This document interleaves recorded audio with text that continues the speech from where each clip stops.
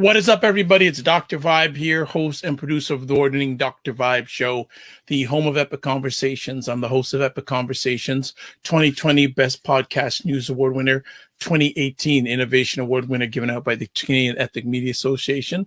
I also host the only online program in the world for dads and fathers that's sponsored by Dove Men Care. It's also co-sponsored by Dad Central, Canada's national fatherhood organization. And in collaboration with both of those organizations, I've been able to contact directly or indirectly over 75,000 fathers around the world.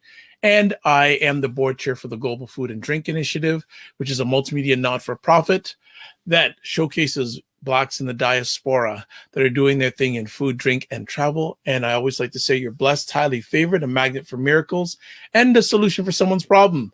Sunday afternoon, a little bit after 5 p.m. Eastern Time, we are broadcasting live on Black Canada Talking, which is a live event where we give Black Canadians the opportunity to give their takes and POVs on stories that are of importance to them domestically, in their neighborhood, around the world, et cetera, even in the universe. And we also showcase great Black Canadians that are doing their thing. Tomorrow is Election Day in Black Canada. And last Tuesday, we had quite a robust conversation with three of our regular panelists, Elle Jones, Sarah Onyango, and Warren Clark. And we had a special guest, Louis March of the Zero Gun Violence Movement in Toronto. So we are continuing the pre-election chatter. So what we're going to do, first things first, I'm just going to play a little bit of a video that is going to talk about what are Black Canadians wanting to happen, or what are they talking about, what's on their minds during this election. So we're going to put up this video up right now, and then after we will get our friends on for today. So let's hear the video. Even though I had homophobic parents, I was very sheltered, so it didn't really like now, now I know the LGBT resources that are out there for people that are homeless and stuff. So whoever is supporting that is who I will be voting for. Something about racism that I'm actually looking at is not just to talk about race. It's not just to identify that it's an issue, but to actually put forth what we're actually going to do for it. So stuff like financial instability, there's so much more. How small businesses, particularly small businesses owned by people of color, how they've been treated. The most important issue for me would essentially just be the racial divide that's happening throughout the election process, and not even just the racial divide, but even the divide that's happening with COVID and being vaccinated or not being vaccinated and all these different things. I hope that we can just unify and just make the correct decisions and, move forward together. Right now, folks are just getting into the whole idea of anti-Black racism, which is something that has been ingrained, as I said before, in our society for many, many years. I am a Black queer man here in Ottawa, but someone who is in Vancouver, who is a cisgendered Black person, is also feeling the repercussions of anti-Black racism. Whether we walk into a room and folks, the first thing they see is the color of our skin. I would say mental health, with a lot of individuals losing employment, and then having to, with the social distancing, not able to connect with families the way you want to. I think it's taken a toll on families. It's taken a toll on the elderly. It's taken a toll on the youth, especially the youth. One of the things I'm thinking about this election and where we are now is that we have to hold our leaders accountable for the kinds of things that they are promising. They want a country that is indeed diverse. The biggest issue for me is how we are going to recover from this pandemic, and really with the lens of how we're going to really step it up for our kids that have suffered so much through this pandemic. Okay. So that was taken from the CBC website. So thank you, this Canada Broadcasting Corporation, for that. So today we have two of our regular Black Canada Talking panelists with us. We have Sarah and Cesar, both from Ottawa. So let's welcome them both and ask how both of you are doing. Is it ladies first or? I've been told I've been told I'm not supposed to say ladies, women first. I've been told now I have to say Okay. women first. Ladies, women, whatever. Women As long first. Go ahead. As long as, yeah. So I'm actually Quebec, on the Quebec side. All right. And I have held up surprisingly well, considering the 10-hour days and the working on Sundays. My shift just ended actually. And all of the acrimony that I've been seeing and hearing with anti-vax and, all the protests, there were a lot of protests in my neighborhood that were very distressing throughout the summer. And that even started last year. And I was just, I'm ready for this election to just happen and for us to move on to the next stage. Well, by the end of this week, I hope you get a well-deserved rest. Yes. Fantastic. Cesar, have not seen you for a few weeks. Hope the vacation was a good one. Indeed, thank you. It was great to have the month of August vacation off and time with family and my baby. So, you know what they say, family first. So, but it's a pleasure to be back. You all, I missed you all, and of course our conversation, especially in this epic time. And as I was telling Sarah off before the show started, I absolutely love these elections. I love this. This is, trust me, I know how it can come off, but I love this. It's not complicated. This is what it's about. This is the Democracy. evolution. Yeah, it's democracy. It's the evolution of the Western world with different dynamics. When I say different dynamics, and I don't want to say too much right now as we're just starting, like I was telling Dr. Vibe, I'm not wearing a Wu-Tang outfit for nothing. I will get to explain why later. But in the same time, the photo of the Black leaders behind me, and yes, including Obama and Martin Luther King, the photos of the Black leaders behind me speak to the fact of these changing dynamics in democracy that gets to be seen in elections. Never before systemic racism was part of conversations in elections, even if a certain party leader likes to deny it. Never before have we seen such a Trump of the North version, openly white supremacist. Never before have we seen a Black woman, even if it's mainly her Jewish identity that's put at the forefront. And never before, when we look at Jagmeet Singh, the separation of church and state with the turban, but then you're trying to get votes in Quebec. There's so many passionate dynamics in a pandemic context, in an economic recession context, in a changing society context, aka working from home versus etc., etc. The rising cost of life, so many dynamics. I absolutely love it as a Black person, as a Pan-Africanist, and as an intellectual. Yeah.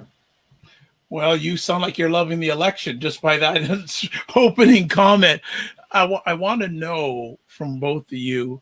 Well, actually, Cesar first, because you've not been with us for a little bit.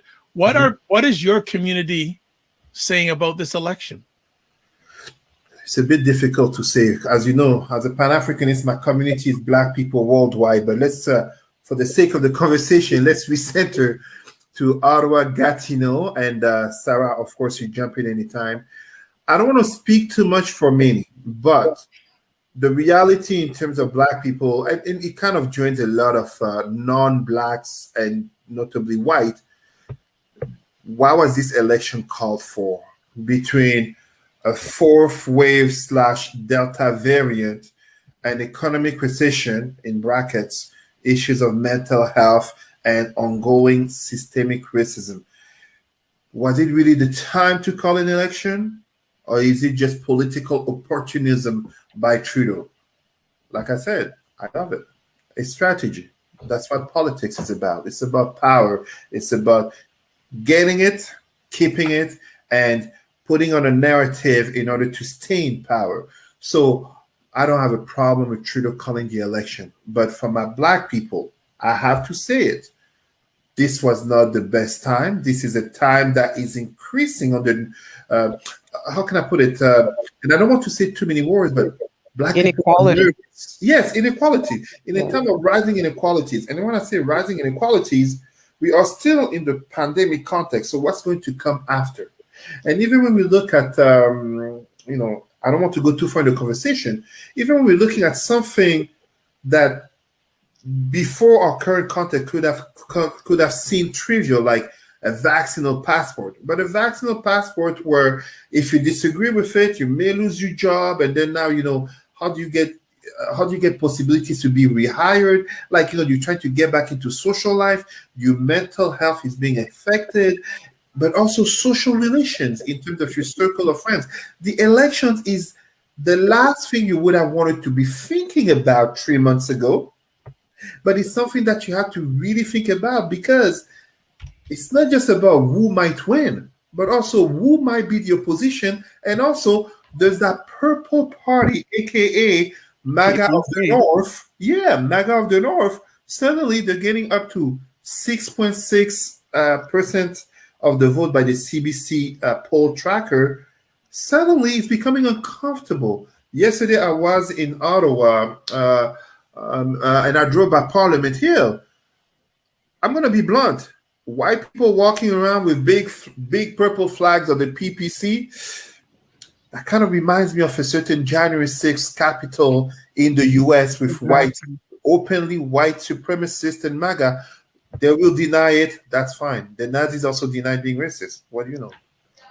Yeah, so on the, as some of your audience may or may not know, Ottawa-Gatineau is the federal capital. So the largest employer is the federal government, and this vaccine mandate really affects a lot of Black people, because, you know, the ones who are the higher income earners will tend to be working for the federal public service in this area.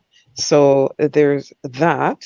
And so the whole the protesting against mandatory masking, vaccine mandates, et cetera, these protests, I'd like you to know that a lot of those people, they come from my side of the river, on the Quebec side, where there's a lot of the QAnon, MAGA, loving, admiring, PPC supporting, etc. It's on a lot on my side of the river, and you're not going to be seeing some Black folks out there, okay, protesting with these people. And it's not just because they're afraid that they will be the first to be apprehended, attacked, and brutalized by law enforcement. No. It's because of the reasons you mentioned earlier, where they have other fish to fry, okay? They're trying to survive somehow. The government help, COVID, aid, that's coming to an end, people.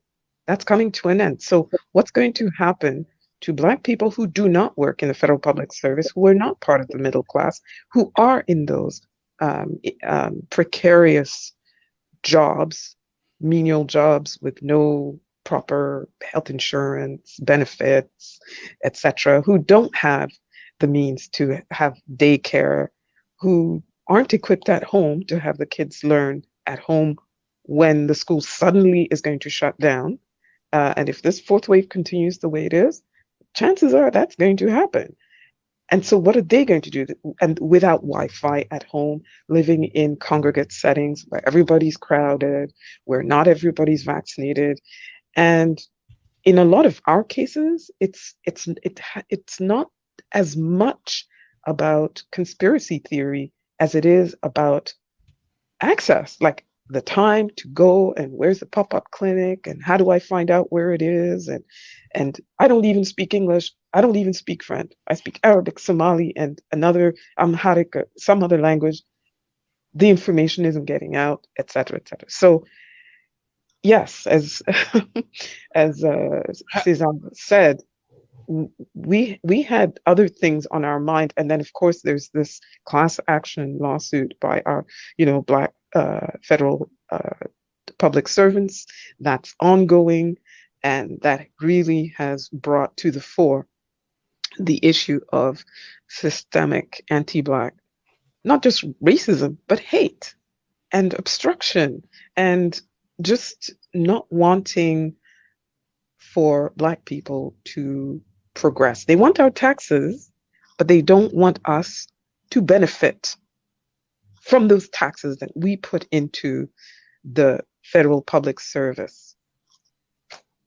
Well, then let me ask also now, what have you heard anything that any of the federal parties have said that has been directed to Black Canadians?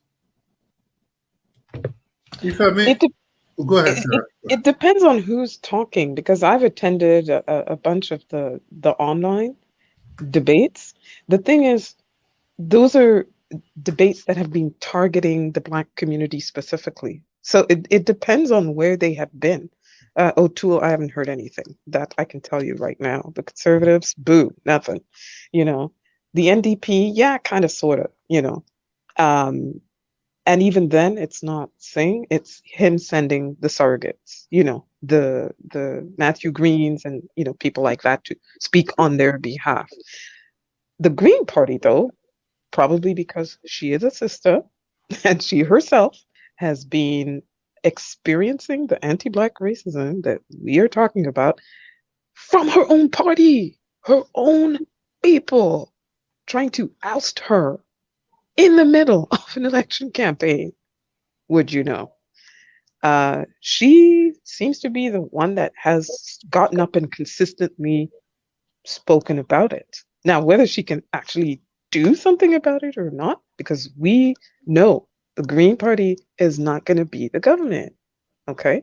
Not this election, probably not for elections in my lifetime, unless the electoral system changes and we get away from first past the post, right? But yeah, really, we're kind of the afterthought as usual, right? Although there were a whole bunch of announcements leading up to the election call. Somebody last week talked about cash propaganda. I found that kind of funny. There were announcements, however, it's hundreds of millions over 5 years, 10 years, over, a number of years. And like Louis was asking last time, hello, show me the money. Where is it? When is it going to leave the desk? When is it going to leave, the 3 or 4 offices it has to pass through before it gets onto the street where the people need it? So yeah, I guess Anime Paul is the only one that's said anything. Go ahead, my brother. Let's be clear regarding addressing Blacks' issues in this campaign. I'm going to take maybe 3 or 4 examples, well, actually, of each party. So Sarah already spoke well regarding the Green Party. So let me address the others. And I'm going to be very blunt here. CBC journalist, our brother David Turton, had addressed Erin O'Toole following, I'm going to say the English debate, but I don't remember exactly which one, asking him regarding systemic racism. And Erin O'Toole was basically dancing, bobbing, and weaving, anything you want to call it, instead of addressing the question directly. He's pretty much playing the same tune as the Bloc Québécois leader, Yves-François Blanchet, aka, I know systemic racism exists, but it's not a reality in Canada. I want to be careful here. I am apolitical. I support anyone who supports me when it comes to politics. I have shaken hands with Doug Ford, just as I have supported liberals Greg Ferguson, Chandra Arya will have shown me support as well. So that is not a question. But when I say apolitical, my first and priority concern is my Black people. And as such, I am sorry for our Black people who want to vote conservative, some of them in my own family, by the way. Erin O'Toole does not recognize systemic racism because politically talking, it would be a suicide for him, notably with his very white electorate in the West.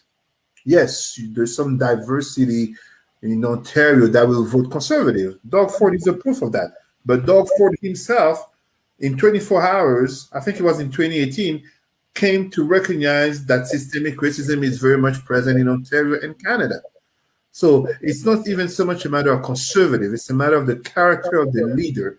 And in such, as a Black person, call me community leader, call me whatever you want to call it, Pan-Africanist, I cannot tell a Black person to vote for conservative. It would be as if all of us here are Jewish people, and I would be telling another Jewish person to vote for a white party leader who does not recognize anti-Semitism. We can't even picture that.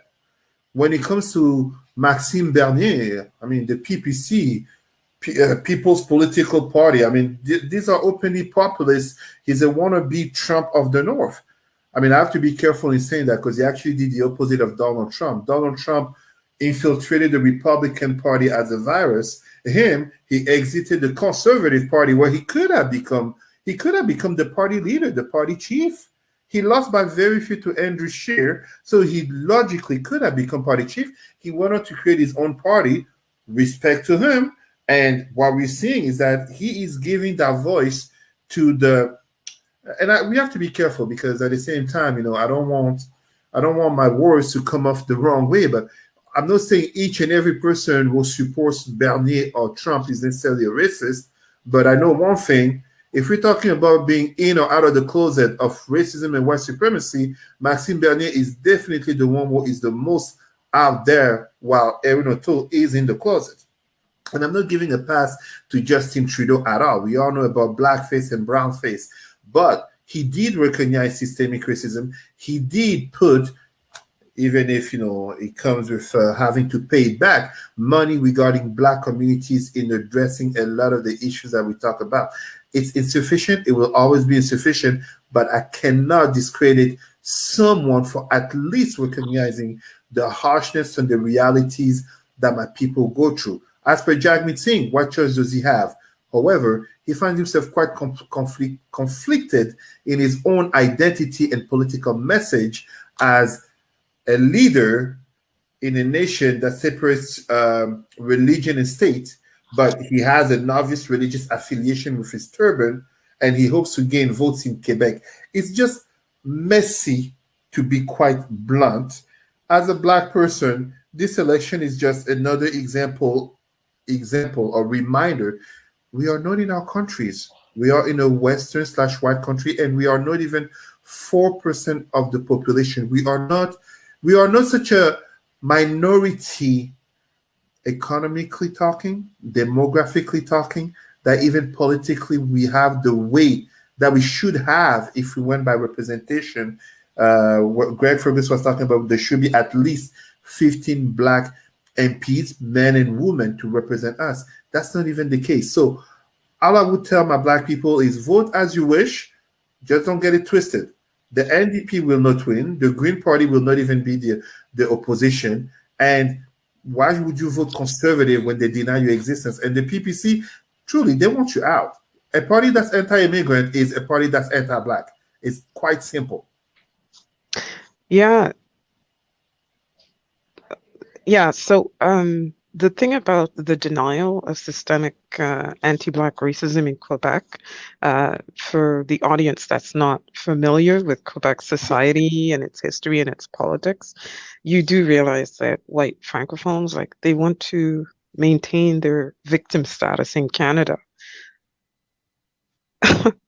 So recognizing systemic anti-Black, anti-Muslim, anti-South Asian, anti-whatever other race other than them, racism, that they perpetrate against all those other groups, you do realize that kind of waters down their victim status when facing Canada and trying to demand things for themselves and their own community, right? So when you have Blanchet's reaction to, by the way, there was only one English debate. There were two French ones and one English. And so when you saw his reaction, like the arrogance of it all and sort of the whole taking it personally, it's like, look, it's the policy. It's not, you yourself, this white pure land, the swish, whatever guy. It's the policy of that particular government. They always personalize it to remind you that, hey, listen, we are the victims in this Canada setup. So don't come here with, systemic anti-Black racism, even though in Montreal, the mayor, Valérie Plante, has recognized that's the what do you call that? The irony of living in Quebec, where you get the mayor who is somewhat progressive and does recognize the issues that face our growing Black community, the gun violence, the underemployment and unemployment, and the systemic anti-Black racism. And then you get the premier who's all about, denying it. Then you get the federal, the leader of the federal party that purports to represent the interests of all Quebecers, which clearly he doesn't. That's it. Like Cesar was saying, it is messy. It really is messy. So very hard choices to make. Like Cesar says, my advice is really start locally.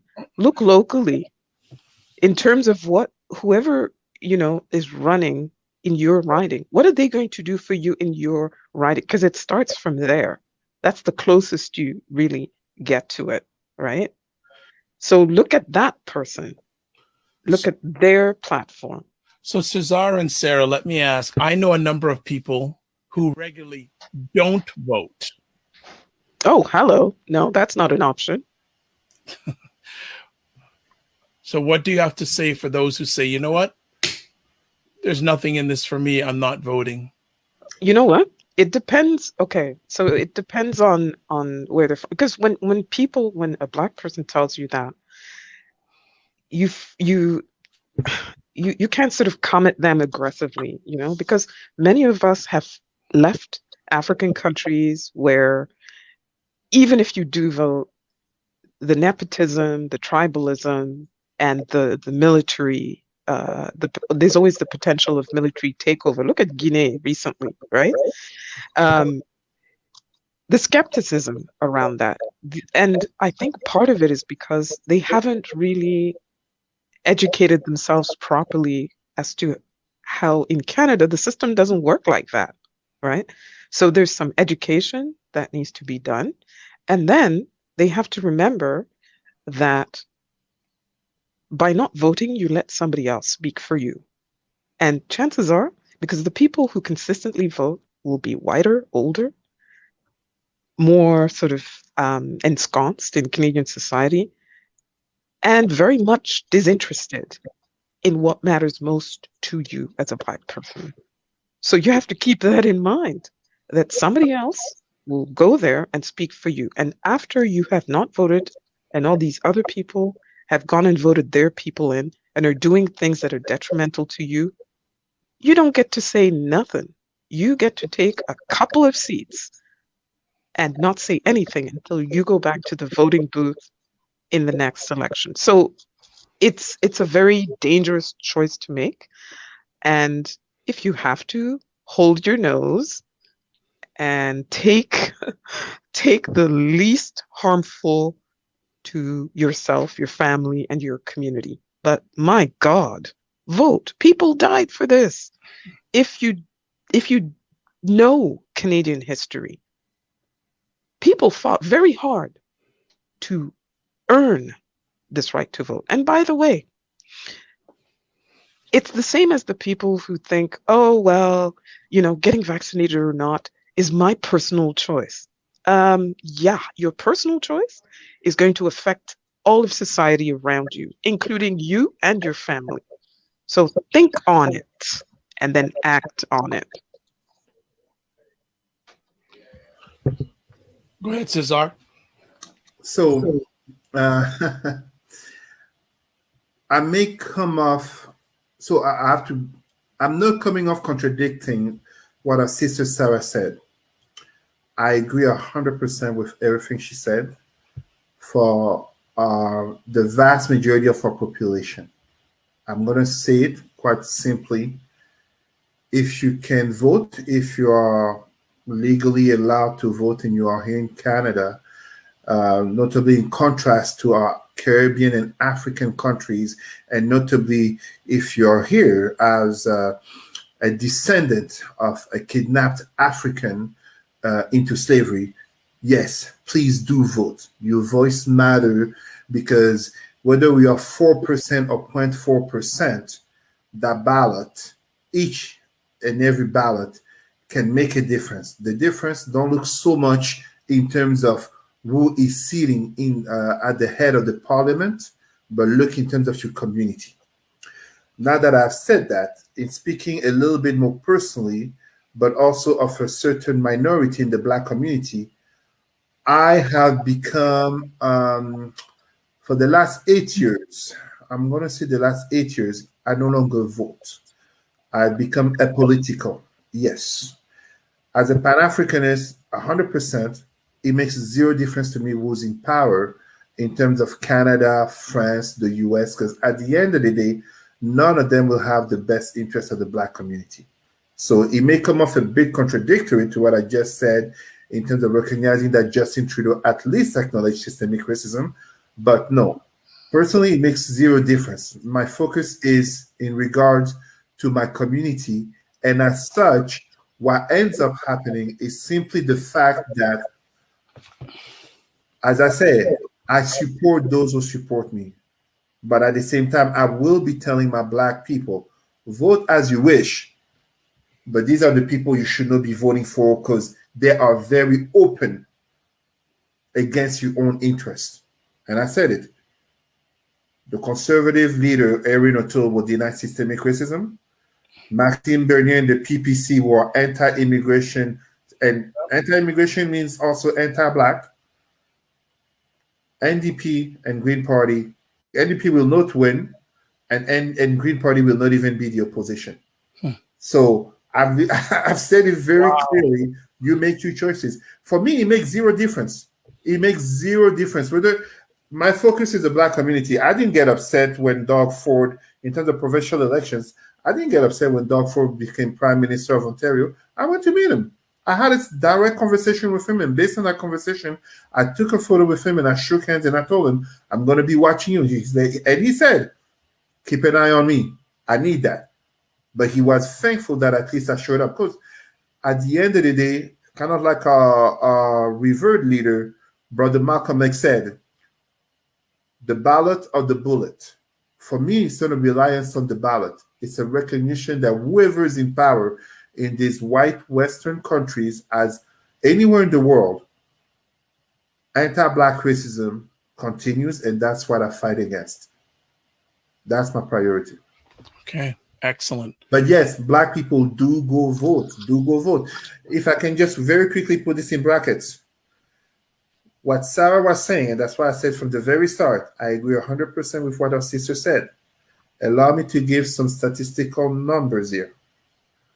Black people are, they say 3.4, 3.5, let's say just below 4% of the Canadian population. The Sikh community is not 4% of the population. There are more Black people in Canada than Sikh people. But they vote strongly. And when you look at provincial elections, oh yeah, the map in Ontario, especially in Toronto and the GTA, Brampton, yeah, there you go. Brampton, Malton, Brampton, and then it reflects, and then it reflects on city councils, it reflects in municipal policies, and it reflects in provincial elections. And guess what? The Minister of Defense is sick in a country where we don't have, I mean, I know about Minister Hussein, of course, but it's not representative of our numbers. That said, we don't hear the Jewish and Chinese communities protest that they don't have representation in the cabinet, but they're strong economically. So either you vote a lot or you focus a lot on developing your economy. The ideal, you do both. So my Black people, go vote. I strongly encourage you to vote, as Sister Sarah was saying. And I'm kind of disappointed that you don't vote, Cesar, but I'm keeping in mind that you're seeing that in a context where on the other side of the border, our African American brothers and sisters, especially Sister Stacey Abrams, Latasha Brown, and all of these, the Fair Fight people, the Black Voters Matter people, whatever, have been fighting hard Absolutely. to make sure that, you know, they fight this voter suppression that's going on. And it strikes me that here in Canada, we, as Black people, we even have the luxury of, yeah, well, maybe I'll vote or not, because our for national elections, it's centralized. It's a federal agency that runs it. Mm-hmm. It's run the exact same way, no matter where you are in Canada, from coast to coast to coast to coast. Unlike the U.S., where it's, you know, each state decides, you know, whatever, and, you know, they can get rid of the election board or the scrutineers or the who and the what and whatever. We have the luxury, and I find in Canada. I wonder what kind of scare it's going to take for Black people on this side to realize that, you know what, just as, you know, you think you can take for granted your vote, it could be taken back. But maybe Sarah, that's what is going to put the heat under people's buns to realize that we kind of don't have the luxury of not voting. Yes, that's exactly what I was. I wonder. No. That's you just said it. That's what I was going to say.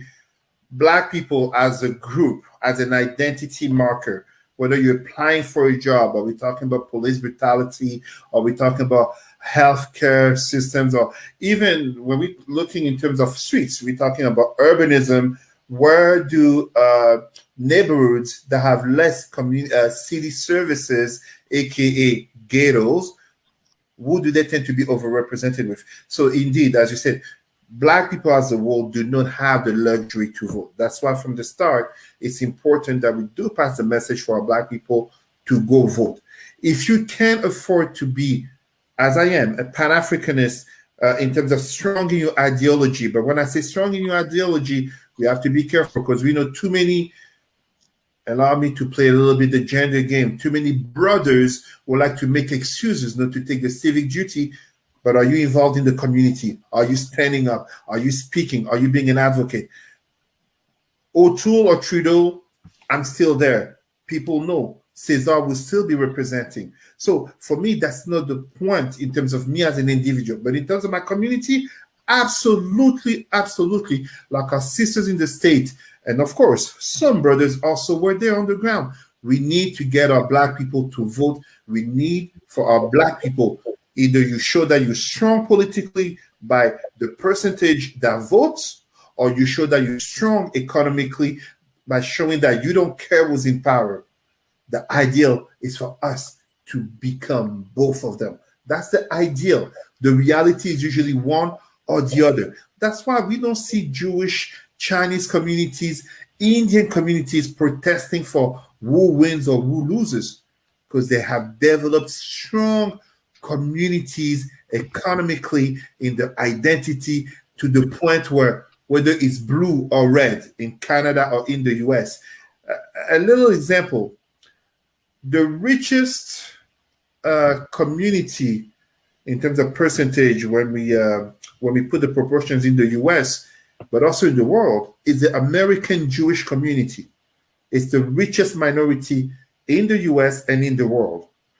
When you run for elections in the US, whether you're a Democrat or whether you are a Republican, they all go to give speeches at AIPAC and those Jewish organizations to try to get the vote.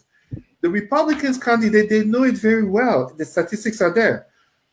There's not more than 25% of Jews who vote Republicans. Not even 25. At the very most, it's 25 because Democrats get 75 to 80% of the Jewish vote. And yet the Republican candidate still goes to speak to them. that shows you the strength of a community. Us as Black people, we do not have the luxury to not vote.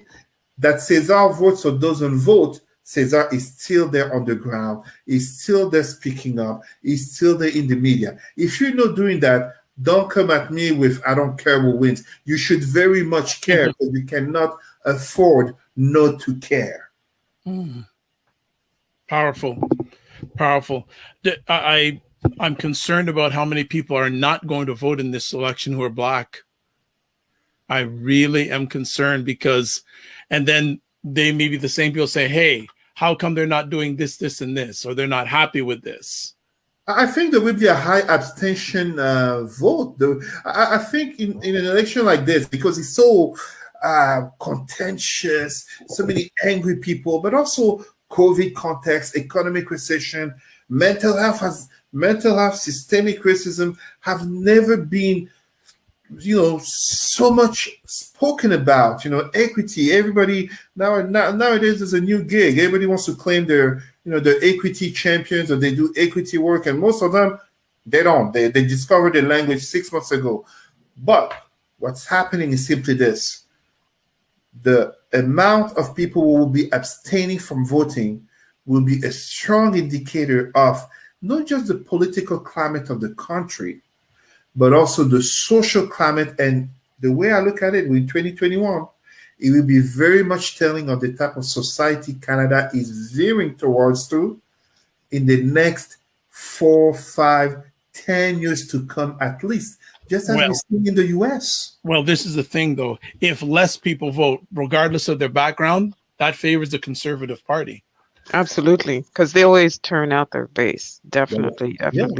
But Dr. Vive and Cesar, I'm struck by how little I've seen or heard from, a lot of our community organizations in terms of, sort of getting ahead of Election Day and doing the civic education work with people and churches as well, because it's interesting how churches say, oh, we're not political and this and that. I'm like, hell yeah, you all are political, because I've seen a bunch of you at conservative events and blah, blah, blah. And, the people you're supposed to serve, do you not care about their interests other than the money they can bring into your church or your mosque, right? And they forget the history of organizing in the United States, which was in the damn church. It was in the church. Well, Sarah, and I think that is a whole other. That's another show. Sorry. No, but it's a very important point, because again, we're seeing the lack of sustainability thinking. Yes. It's like there are organizations that are like counting on certain parties winning. What happens if they don't win? Exactly. What's plan B? Right. And the sad thing is, I'm not going to say any names, but I'll just say certain organizations, they just seem to have a mandate for themselves to look good. And they're not taking into account the real person that needs it in the street. Right. Right. They're not taking them in account. And like I say, we need, like going back in the day, we need to have a summit where we lock the doors and we don't come out till we agree. Yeah. And Dr. Vibe, I'm sure you have some of our American friends who are tuned in, but I have to applaud the African Americans who came up with the state of the Black community, which they have every year. It is televised. Yes. Tavis Smiley used to host it for a number of years. National Urban League, State of Black America. Right. So Mark Morial and them, right? Yeah. And so we've had nothing like that. And please don't talk to me about the National Black Canadian Summit or whatever, because that's not necessarily what, it doesn't have the same heft, the state of Black America. We need a state of Black Canada every year that focuses specifically on policy, government policy. Well, Again, this is a further conversation we'll have on a roundtable, but I'm just going to put it out there. I'm going to say something, and I'm saying it more and more I say to Black people, the more they admit it. Many Black people, and not just in this country, I'm talking around the world, suffer from a combination of one of these three things, or a combination. Trauma. I want to say the last one. Repetition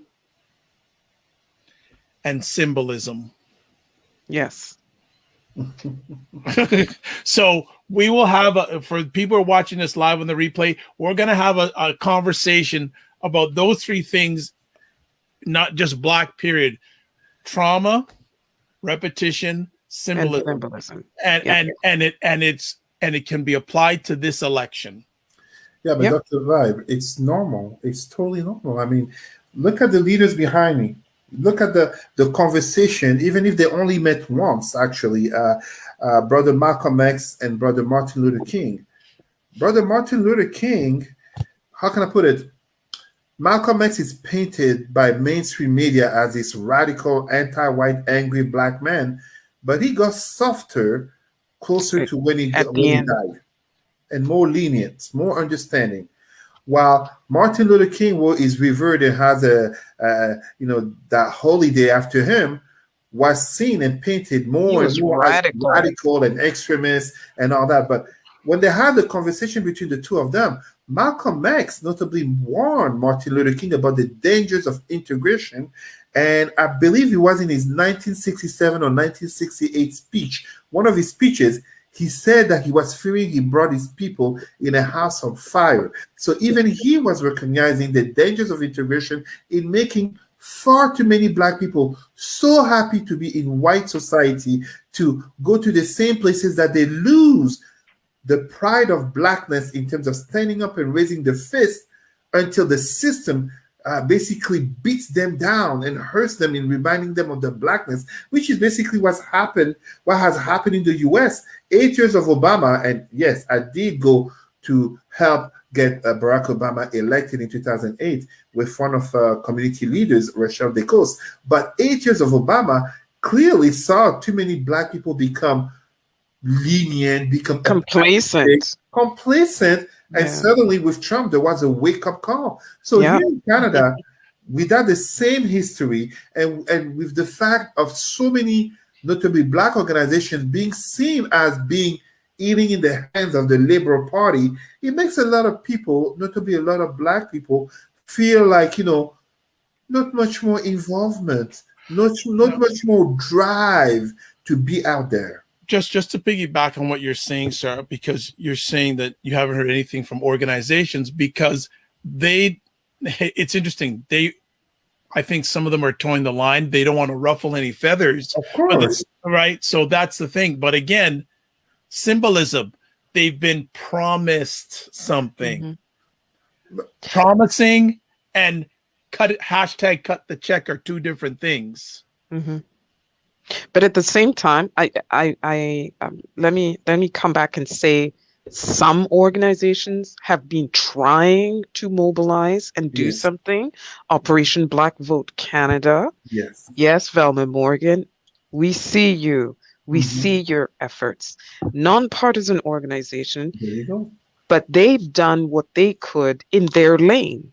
And their lane is, the education piece, the preparing and supporting potential candidates, the advocating with all of the major federal parties to push them to put Black candidates in winnable ridings and to put resources behind it.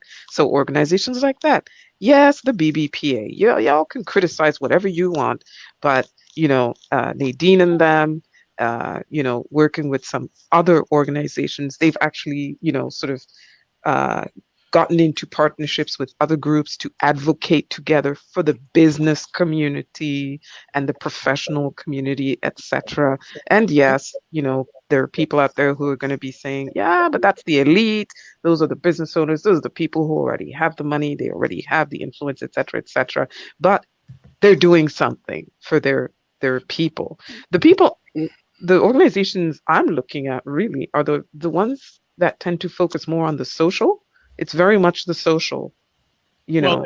it has to be the social, because a majority of Black Canadians need to engage with the social because of the economics. I think that and I'm wondering how many people are watching this live on replay, Black Canadians, if they encountered anyone who was campaigning, did they ask that representative, what is your party's platform for the Black community?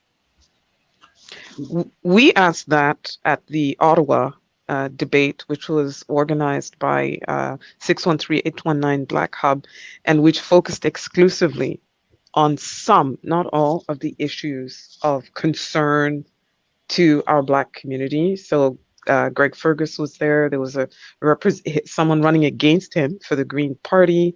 Someone from the Conservative Party was invited, but she pulled out at the last minute. And we had the NDP candidate from the Ottawa side, Huda Mukbil, right? And we asked them pointed questions, around the funding for mental health services and healthcare, declaring anti-Black racism a public health issue. Declaring that a public health issue, okay? Issues around immigration and foreign policy with regard to the Tigray province, and Canada's implication in that particular mess in the Horn of Africa, etc. And hemming, hawing, very generalizations, etc. But at least they came and agreed to debate. You can actually watch that debate on the Rogers TV YouTube. But quite frankly, most of the candidates, who mostly are white or Asian that I've seen around here, no, it just goes way right over their head. Or you get the response of, well, I want to fight racism for everybody, for the First Nations, for the Indigenous, for the whatever. Or actually, they come at you with, well, I'm focused on First Nations and Indigenous, the original inhabitants of the land, and I'm focused on, and I'm like, nah, that's not what I asked you. Yes, Right. we have solidarity for First Nations, but that's not what I asked you. So they gloss it over, and they do what usually happens, where our particular Black issues get buried and just sort of watered down. So that's the thing. Oh, go ahead, Cesar. Sorry. If I can just add very quickly, absolutely, there are organizations that are involved in getting people out there to vote. But one of the common problems that we have in terms of Black community in Canada, and as well in the United States, and as well in UK, and as well in France, is the very corruption of the system. So if I give an example in terms of the mainstream society, aka whites, the anger of many of elections now is because of the system that doesn't have it, that every 4 years at a specific date you get elections. So basically the party in power can play with that in terms of their own political opportunism. Okay, but in terms of Black people, one of the things that happen is that in terms of our organizations, the vast majority of our organizations, in order to survive, they rely on what? They rely on funding. And the very nature of the funding becomes dependent on who is in power, aka who seems to be more, well, I should say more, who seems to be less openly racist. Because just like in the US, Democrats and Republicans have racists on board. Oh, of course. Yeah. There you go. The only difference is there are some who are outside of the closet and there are those who are in the closet. So the logic of the lesser of two devils basically makes it that in terms of Black community organizations, for the vast majority of them, when comes issues of power, when comes issues of open advocacy, I'm not saying that you're against racism. I'm saying you in power, what do you intend to do regarding us Black people? Because if you don't, this is what we're going to do. We're going to boycott you and all that. The vast majority of Black organizations, of Black leaders, and also Black community people, They are scared. They will not do it. This is what I meant when I was giving the example of Martin Luther King and Malcolm X as a trap to integration, because as Franz Fanon wrote so well in his book regarding the wretched of the earth, but also black skin, white mass, one of the things that happen with the dangers of integration is that the value, the sense of self of the black individual living with the scars of slavery and colonization, systemic racism, and so many inferiority complexes, his sense of self and worth is as close as I can be to the white or Arab or Jewish or Asian. At least I'm there. No, that's not how you should look at it. You should look at it that I am an equal to you, and as such, we shall speak as equal. But as long as our communities are weak, it will never happen. It will never happen, and we will keep producing generations of weak black people, because our children, they look at the parent. So my child can look at me and see me as a role model, as I saw my father, just as I saw Sarah Onyango. But these are individuals, just as you show becomes of an individual versus other communities. When you look, for example, just drive on the highway, so many of the truck drivers are sick, of the Sikh community. But then look at also Toronto and the GTA. You see a lot of community politics that are spearheaded by Sikh community members. And then you get a prime minister like Doug Ford, or a prime minister at the federal level like Justin Trudeau. Who knows? You have to take account of the Sikh community. That's what it is. Well, we have come to the end of our conversation. What? No, we're just getting started. No, you need rest for tomorrow. So do I. Oh my God! Yeah. Yes. I'm going to put this out there. You don't have to answer, but do you have any predictions? Minority liberal, because what's going to end up happening, judging by the protests, the anti-vax, anti-mask, anti-ending the pandemic, anti-bringing our economy back, anti-making sure you don't overwhelm, the healthcare system and the professionals who are supposed to run it and give us the care that we need. Judging by how PPC is taking over, they're going to eat away votes from the conservatives. That's a given. That really is a given. I'm hoping that in Quebec, fewer bloc seats, more NDP seats. We need some new Democrats in there, because our province is more of the social democrat, in spite of the conservative premier we have there, Legault, and his CAC, who's already embracing Erin O'Toole and blah, blah, blah, whatever. I'm predicting, minority liberal. It's going to be same old, same old. Like, we're going to come back and say, okay, we did this for what? Cesar. Well, as a Pan-Africanist, of course, you understand, whoever is in power makes zero difference to me. But in terms of what is best for the Black community, I have to side with Sister Sarah Onyango in saying minority liberal.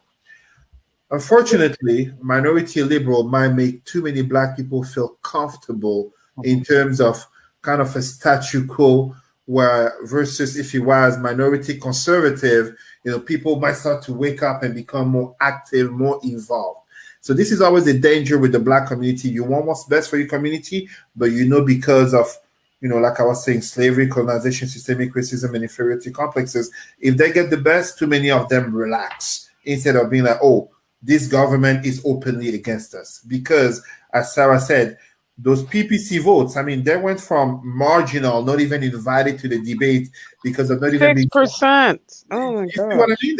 And suddenly, they're getting close to 7%. The other question that I would basically have, NDP will be third, so that won't change. Will the Green Party even have a seat? AKA, will Anami Paul even have a seat? She won't. Is this going? You see, I'm not. Allow me to say this, and I'm saying it's not controversial. I don't think she will. Let me say she won't. I don't think so. Well, it's not just that. She's running for a riding in Central Toronto, if I'm correct. Yeah. Unless and I'm running wrong, against Marcy Ian. unless I'm wrong, I haven't seen that strong support of the Jewish community for one of the sisters. True, true. Ah, there you go. So, and of course, the Green Party. Anyways, I don't want to focus on the Green Party, but this might be a political death, if not for the Green Party, at least for Anime Poll. I wish her the best. But in terms of the bigger picture, I honestly think the PPC is a party on the rise because there's a lot of angry white people out there. White grievance party for sure. Of course. They'll bring on the white tears and the white victimization from Quebec to BC and everything, and all the Canadian conspiracy theorists. And, there are too many immigrants, which is a lie, by the way. But the point is just that for Trudeau, it's quite simple. It's kind of like when you play dice. If he wins, he will be seen as a political strategist genius because if he wins, because he's there to force it.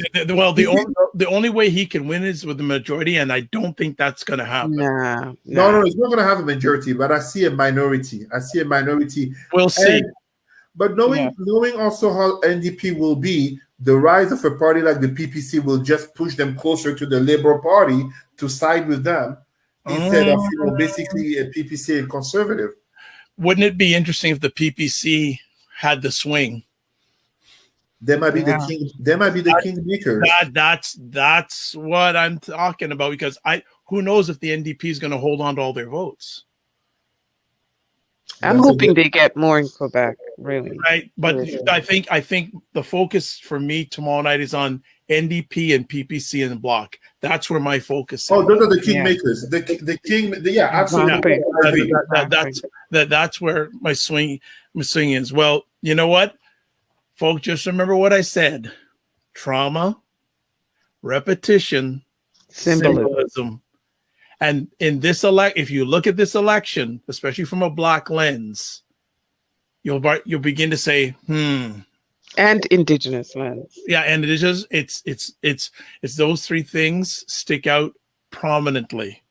I don't know. I think that this has been a very interesting lesson. One last question for both of you: what is your opinion of the Prime Minister Justin Trudeau at this time? No comment. Oh! I'm exhausted. I'm tired that we make it all about the one guy, the one person. Yes, he's the leader, but seriously, I mean, he's got a team. He's got a team, Christia's there, Mariam Munsaf is there, Ahmed is there,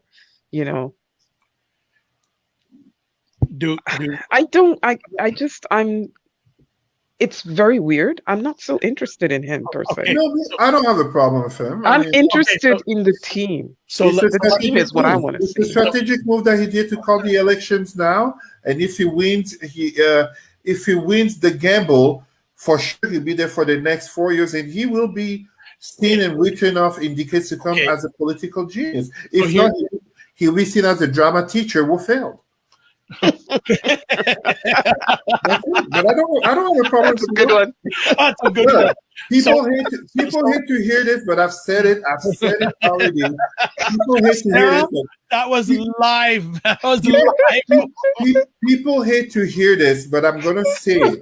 I'm gonna say it again. Cesar, when you get Sarah laughing like that, you're on fire. No, but I mean, people hate to hear this, but I'm sorry to say this, and it may shock a lot of people. It may offend a lot of people. Justin Trudeau is actually not that bad of a prime minister. A lot of failed promises, and he says one things, and we know his stances regarding women and being a feminist, and yes, we can criticize him on a lot of things, but he's really not as bad as some people try to make him out to be. I mean, he's definitely more personable and more sociable than the robot prime minister Harper was there before. And it's not a diss. No, it's not a diss. It's fine. Harper was an economist, so yes, he was colder, more calculating. Trudeau is a former drama teacher. Of course. No, I mean, it's like me. That is the line of the election. There you go.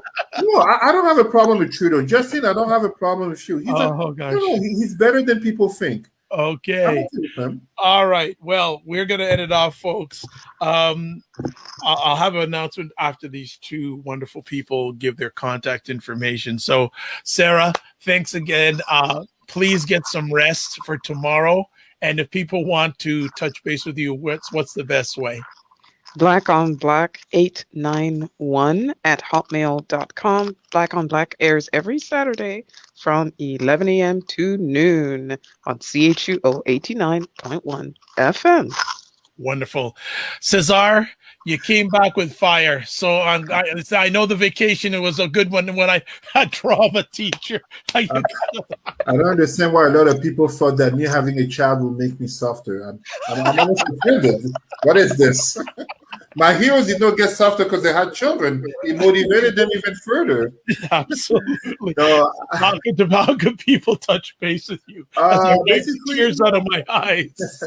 Online, you can reach me, rootsandculturecanada.com, send an email. And basically, you can also reach me on Facebook, Cesar Rimy, Rimy. And little note regarding Facebook, I won my battle against Facebook for them blocking me. I reached out to higher instances, and I have the proof of it, how I got blocked, and 2 minutes after Facebook apologized because I called them out. As one, you will find articles online, Google, Black activists complaining about Facebook, policy. So you caused your own drama. Oh no! I went on the way. I went to I forget the name, but there's a body that oversees social media and communications in the United States. Yeah. I wrote to them a lengthy email, everything. Absolutely. For the first time, I saw Facebook try to block me again after that. Right away, they apologize. I'm sorry. So yes, my Black people, never give up when you know you're right. Never give up. All right. Well, folks, just for you watching this live on the replay, tomorrow night, both these people and some others are going to be with us, and we're going to give a Black Canadian lens view of this election. So you can watch your other channels. They probably won't have anyone that looks like us on their platform, aka the last election. Dr. L. Jones was supposed to be on there, and they canceled there at the last minute. So tomorrow night, it's either going to be 9 or 9:30, but again, follow me on social media, subscribe to me on Facebook, YouTube, etc., Twitter. We're going to have, it could be a long night because again, we got time zones, and Sarah is more than welcome if she comes on to bring her pillow because she's going to be having a long day tomorrow. But looking forward to it tomorrow because I just said, I've seen a lot of, communications with politicians, but why don't we talk about the results? Yeah, I'll be on the air though, so. Oh, that's all right. Not on the So. Yeah, but I know Sarah will find a way of chiming in. I will. Or she'll text me and I'll feed her comments live. So tomorrow night, 9 or 9:30, we're gonna nail it down tonight. And people, if you want to vote, please vote. If you don't, I understand. I'm not gonna be saying, but if you want to vote, please vote. And I hope if you try to do advance voting. No, it's done. No, I know. I asked if anyone did that, but I did. Yeah, we're looking to see. We're gonna really have a really good lens on tomorrow night, and I have a feeling Cesar has his hand up. Drama teacher, yes. I just wanted to take last 15 seconds. I apologize. I forgot to say. No problem. Why am I wearing a Wu-Tang outfit? Not just because it's my favorite hip hop group, but that track by Wu-Tang, Cream, Cash Rules Everything Around Me, is regarding not just money, but also politics. Of course, that's another discussion altogether. My dear Black people, tomorrow is voting day.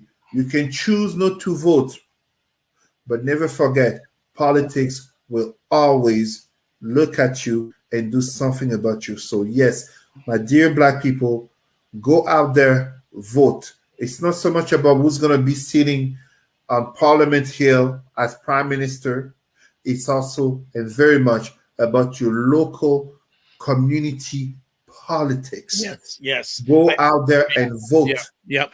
I think we also have to do some more conversations about community or local elections, because those are the real things that we have to control. Because you see in the United States, folks, lots of things happen at the government, like high government level, but state-wise, it's a totally different story. Yes. That's where we have to really start pushing things. And if anything, if the last 2 years have not told us to get our act together, I don't know what's going to do it. There you go. I don't know what's going to do it. So let's see if regardless of what happens tomorrow, we got to get our backsides in gear. All right. We got to get our backsides in gear, because if I'm a young Black person right now going, what the heck is this all about? Mm-hmm. So I am Dr. Vibe here, host and producer of the award-winning Dr. Vibe show, the home of Epic Conversations. And I'm the host of Epic Conversations, 2020 Best Podcast News Award winner, 2018 Innovation Award winner given out by the Canadian Ethnic Media Association.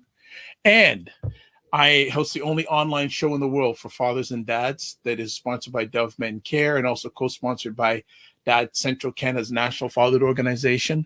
And I am the board chair for the Global Food and Drink Initiative, which is a multimedia not-for-profit that showcases Blacks in the diaspora that are doing their thing in food, wine, and travel. No, food, drink, and travel. Sorry, not wine, food, drink, and travel. So again, a reminder, tomorrow night, around 9:30 Eastern time, we're going to be laying it down for a few hours and giving our thoughts on the election that's happening from a Black Canadian lens. As always, end off with this: live your life as a dream. If you can dream it, you can make it. Sometimes you have to get smaller to get stronger. Block assumptions and aim bigger, aim better, aim higher, aim wider. Love, faith, and respect. And remember to give yourselves grace. I'd like to thank everyone who watches live or on the replay, and also want to thank everybody who continually supports what we do here. We want Black Canadian media in this world, not just in this country, worldwide. So please follow my platform. We need to make Black Canadian media prominent. We have to control our narrative. We cannot let other people control our narrative. We've let other people control our narrative. And are you happy with what's being said about you in media? I'll just leave with that message. God bless. Peace to all. Keep the faith. Walk good. And thank you, BIA Media. Peace. See you tomorrow night.